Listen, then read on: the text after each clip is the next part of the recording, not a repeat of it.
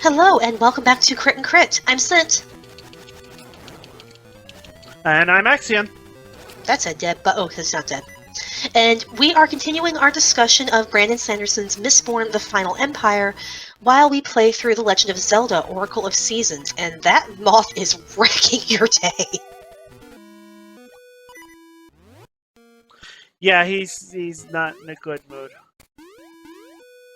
Really flashy monster, too.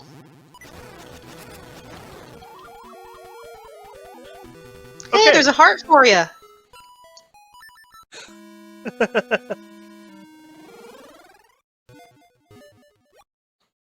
So, you were saying... It really is a flashy monster, though. It is. But you know... It's apparently called the Poison Moth. Venomoth. Yeah! Kinda like Venomoth. In fact, And honestly, I'm pretty sure Venomoth's Dex entry says Poison Moth Pokemon. Oh, probably. But, yeah. Sometimes it's just all about the aesthetic of how you fight something. Because, like, just go up and stab it? Yeah, whatever. Watch it while it's flying around shooting fireballs at you? A lot more dynamic. So it's really all about the presentation. Yep. You can tell where I'm going with this. There we go! You know who in Mistborn is really, really big on presentation? Let me think. The guy who let himself be killed to start a religion to kickstart and inspire a revolution? Might be. So yeah, this is the Kelsier episode.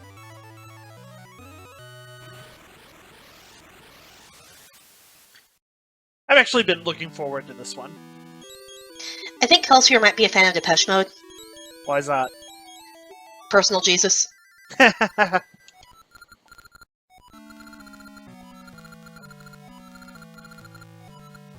But yeah, something that's really, really easy to pick up on as you go through the story is the fact that, Kelsier, not real big on subtlety. Like, we're gonna start a house war? Okay, cool. I'm gonna go start stuff at Keep Venture first. Why? Because they're the biggest house and I want them to notice. I threaten the biggest house in the entire city, all of the other ones will have to pay attention. Yep. Which is not untrue. Yeah, I'm not saying he's wrong, I'm just saying he's not subtle. Can you get the piece of heart with the bear? I tried, I can't. I need to Okay. find a way to bypass those thorns, which probably means coming at a specific time of year. Under a specific season. Why do you not do the slam, bear? There we go. Yeah, being flashy is definitely the best way to get something high profile noticed. But it's also the best way to get your, operation noticed. And while you want the effects to be seen, you probably don't want your crew to get caught. And as a result of this, I must be flashy and at the center of attention, Vin nearly dies a couple of times.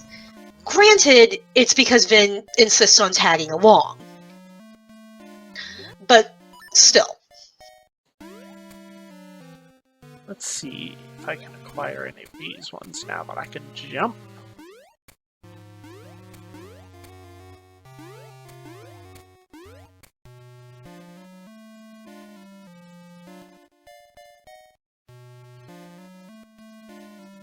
Yeah. Everything Kelsier does over the course of the novel is designed to draw the maximum amount of attention at all possible times.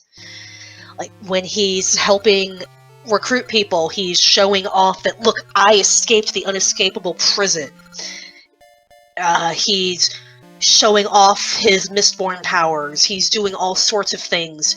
Like, he completely staged a battle between Demu and one of, or is it Demo, or the new military captain, and one of the rabble rousers, because he needed them to, make a spectacle.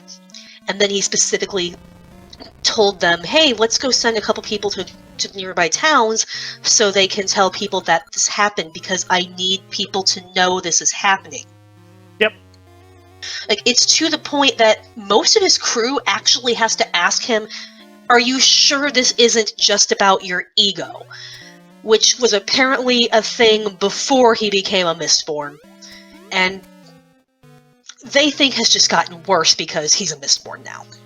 I mean, not without reason. He is very flashy, and he definitely does have an ego. He's made that known multiple times, and is not particularly shy about, doing things for the sake of his said ego. Yep. Also wants to make sure he lives a nice and comfortable life, no matter how much attention that might draw, which he doesn't even think about until Vin actually screams at him about it. Like, you guys keep pretending you're the voice of the Ska Revolution, but you live like noblemen. You have no idea what it's actually like, so shut up. And for once he does. Good job, Vin.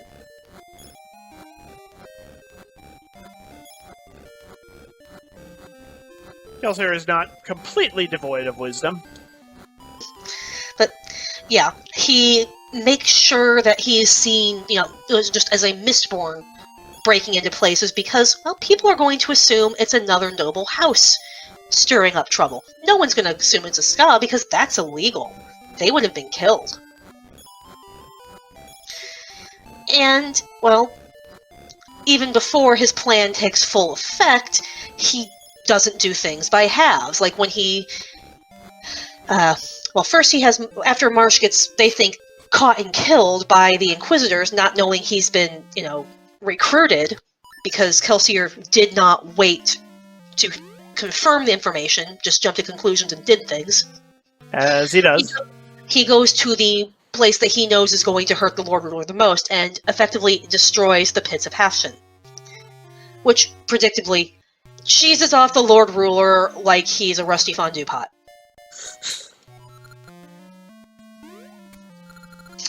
And actually has to lead to him making an even bigger scene where he directly challenges the Lord Ruler to combat in public, declaring that he is the thing that will take him down, has the 11th medal that he's been talking up and talking up and talking up, only to be swatted down like a housefly.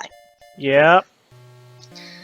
But he, quote, comes back later because he has hired the Khandra or Sir to impersonate him after his death, so the idea that he's still there takes root. Doesn't really get flashier than, I'm going to talk to Sazed for quite some time and learn all about these different religions so I can start my own. Yep. Which he says is a tool for the revolution, but I do think that there's a rather large component about his ego. Yeah, this is useful to the revolution and useful to my cause, but it also means I will be personally remembered and revered for all time, so... Yep. You don't see him creating a religion that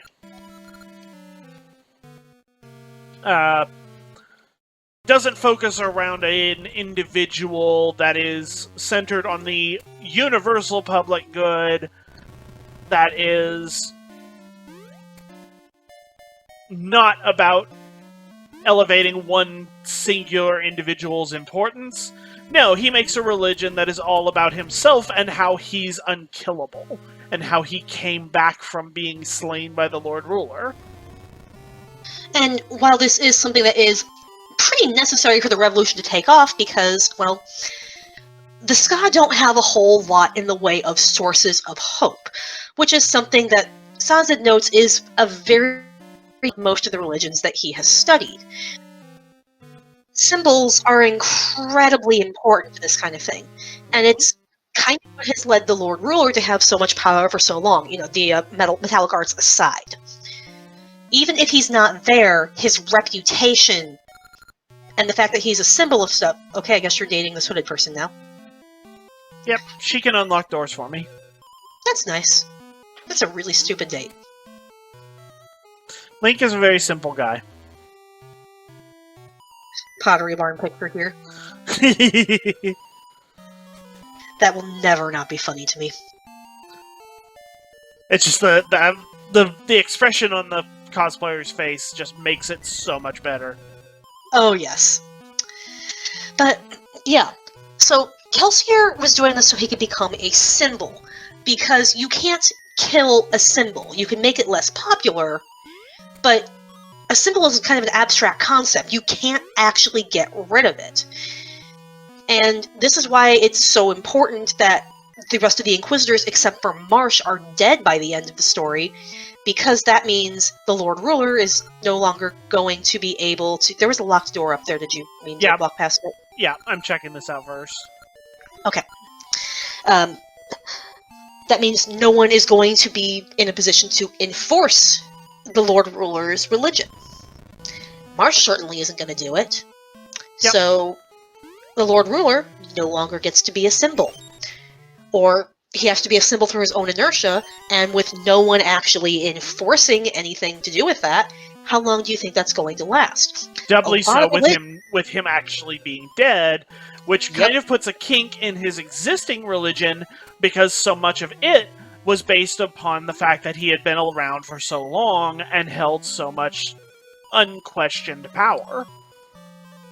So, in one fell swoop, they have not only killed off the Lord Ruler, so he's physically and politically no longer present, but they've destroyed the base fundamental aspects of his faith. And that means that anyone who wants to continue in the practices of his faith is going to either have to rewrite how it works or completely ignore the current facets of reality with regards to the Lord Ruler's existence.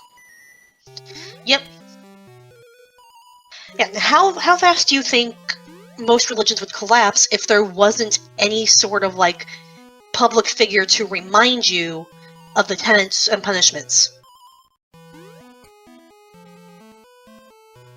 Some people have what they consider to be strong internal faith, but how many people simply carry on doing so because, well, X will happen if you don't? I definitely know of a lot of people whose faith pretty much only extends as far as I'm doing this because I'm afraid of this or that consequence. And we can see what's going to happen regarding the Lord Ruler. So, as for Kelsier, he never set up anything like that. He just said, "I'm Hope, you can't kill Hope, peace out," and then appeared to show back up later. So, no inherent punishment there that we've seen. I'm sure that give it time and people will come up with something, because that's usually how this goes. But time will tell.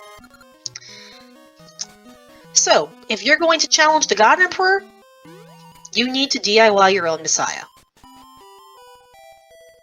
Which Kelsier did successfully, and it inspired the revolution to be kicked off, which allowed Vin to just walk into the palace and start wrecking shop.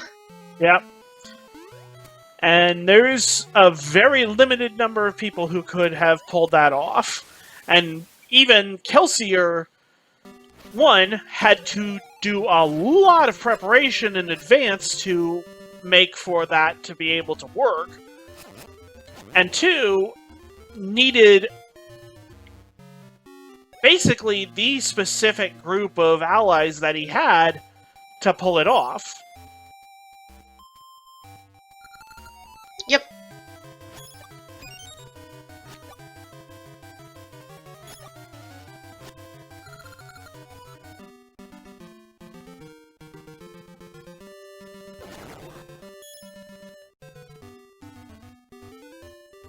And basically, if this is kind of a thing in a lot of these kinds of stories, if the slightest thing had gone wrong, or wrong in the wrong kind of way, the whole thing would have fallen apart. Like, Yep, that's honestly how a lot of... Go ahead. Sorry. That just seems to be how a lot of fantasy stories go, for want of a nail. Yep.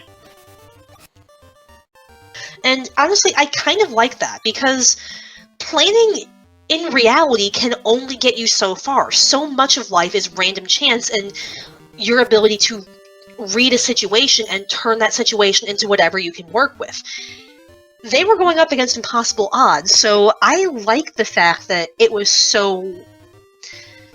despite all their planning, in the end it was kind of up to chance of relying on, as we've said before, infighting amongst the Lord Ruler's people to really save the day. Mm-hmm. But they took advantage of that. And, well, because the Obligators kind of lost their position as enforcers of a lot of symbolism, well, that's a bad thing for the Inquisitors, because they just got put in charge of that, and now they're all dead. Good job, guys. That's why you diversify your portfolio, and you don't put all your eggs in one basket. But yeah, I'm not really sure what else to say here. I think that's probably a good place to stop, then. Alright.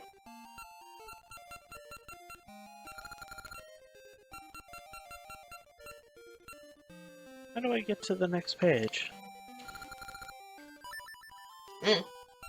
I've never played this.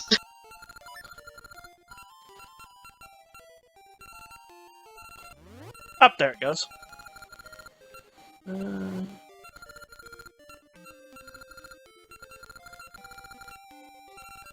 I'll probably want that quicksand ring raider, but right now I want this one so that I don't get zapped by those electric bulb creatures.